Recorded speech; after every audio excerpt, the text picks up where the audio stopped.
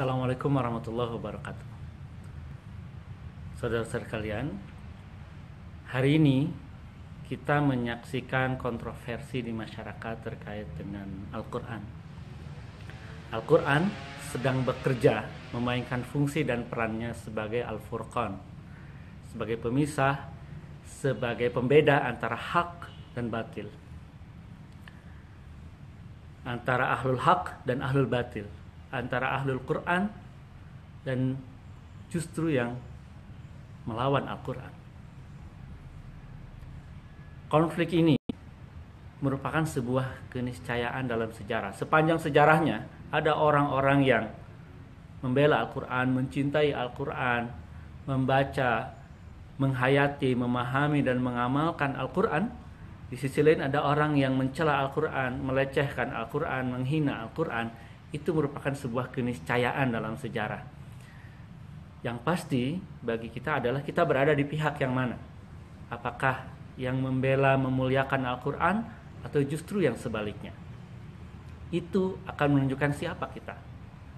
Dan ini juga akan berdampak terhadap derajat kita secara pribadi dan juga derajat umat ini di sisi Allah Subhanahu wa taala. Dalam sebuah hadis disebutkan oleh Rasulullah sallallahu alaihi wasallam, sabda Rasulullah sallallahu alaihi wasallam, hadis dari Umar ibn al-Khattab, innallaha yarfa'u bihadzal kitabi aqwaman wa yadha'u bihi akharin. Allah Subhanahu wa taala mengangkat derajat satu kaum dengan kitab ini, dengan Al-Qur'an ini, dan juga menjatuhkan derajat yang lain dengan Al-Qur'an ini. Artinya Al-Quran ini menjadi rahasia kejayaan kita sebagai sebuah umat dan sebagai bangsa Indonesia. Ketika kita ingin bangkit, berarti kita harus mendekat dengan Al-Quran ini.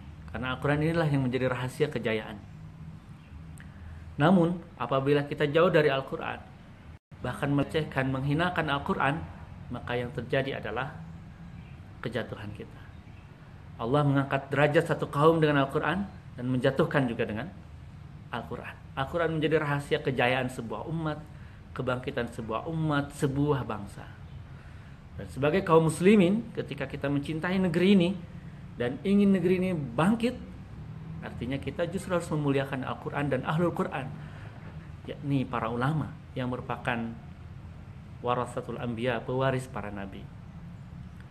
Namun, bahkan kita pun yang ingin berinteraksi dengan Al-Quran lebih baik, mencintai Al-Quran, ketika bicara tentang penafsiran, tidak sembarang kita menafsirkan. Ada ilmunya. Dan yang paling paham ilmunya adalah para ulama. Betul, Allah Subhanahu wa taala yang paling mengetahui makna ayat-ayatnya. Namun, Allah Subhanahu wa taala telah menurunkan ilmunya juga kepada para nabi dan kepada pewaris para nabi, yakni para ulama. Al-Quran diturunkan untuk difahami dan bisa difahami dan bisa diikuti. Dan itulah fungsi Al-Quran. Dan hari ini yang paling memahami Al-Quran adalah para ulama. Maka mari kita cintai ulama, kita hormati ulama, dan jangan melecehkan ulama. Al-Quran sebagian besarnya adalah ayat-ayat muhkamat yang jelas, clear maknanya. Ada sebagiannya yang mutasyabihat. Dan yang mutasyabihat pun tetap ada yang mengetahui maknanya. Di antaranya adalah ar-rasikhuna fil ilmi, orang yang mendalam ilmunya, orang yang Allah anugerahi dengan ilmunya terkait dengan menafsirkan Al-Quran ini. Tidak serta-merta setiap kita kemudian bebas menafsirkan Al-Quran tanpa dibangun di atas basis dasar fondasi iman dan ilmu.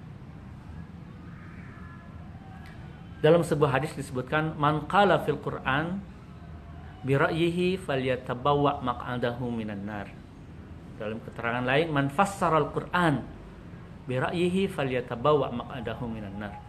Barang siapa yang berkata, menafsirkan tentang Al-Qur'an dengan ra'yunya semata, dengan logika semata, tanpa dibangun di atas basis iman dan ilmu, falyatabawwa maq'adahu minan nar. Berarti dia telah menyiapkan tempatnya di neraka, berarti dia telah pesan kafling di neraka. Na'udzubillah summa na'udzubillah. Kita memiliki keterbatasan, oleh karena itu mari kita serahkan urusan terkait dengan ini kepada yang lebih berhak, yaitu para ulama yang takut kepada Allah Subhanahu wa taala. Karena yang takut kepada Allah Subhanahu wa taala dengan ilmunya adalah para ulama. Dan yang terakhir, mari kita sama-sama berdoa kepada Allah Subhanahu wa taala agar menjadikan Al-Qur'an ini menjadi rahmat buat kita. Semoga Allah Subhanahu wa taala merahmati kita, menjadikan Al-Qur'an sebagai imam, pemandu dalam kehidupan kita, menjadi cahaya, menjadi petunjuk dan rahmat. Semoga Allah Subhanahu wa taala juga mengingatkan kita dari apa yang kita telah dilupakan dari Al-Qur'an dan memberitahu kita dari apa yang kita tidak tahu. Dan semoga Allah Subhanahu wa taala memberikan rezeki kepada kita membacanya siang dan malam dan menjadikannya hujjah bagi kita. Sebagaimana doa yang sering disenandungkan oleh kaum muslimin. Allahumma arhamna bil Qur'an waj'alhu lana imaman wa nuran wa hudan wa rahmah.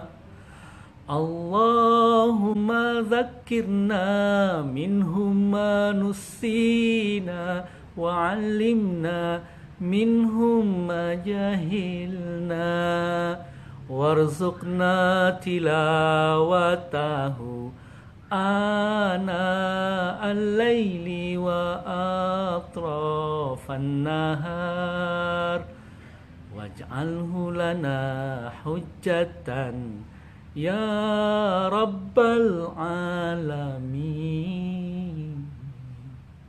Assalamualaikum warahmatullahi wabarakatuh.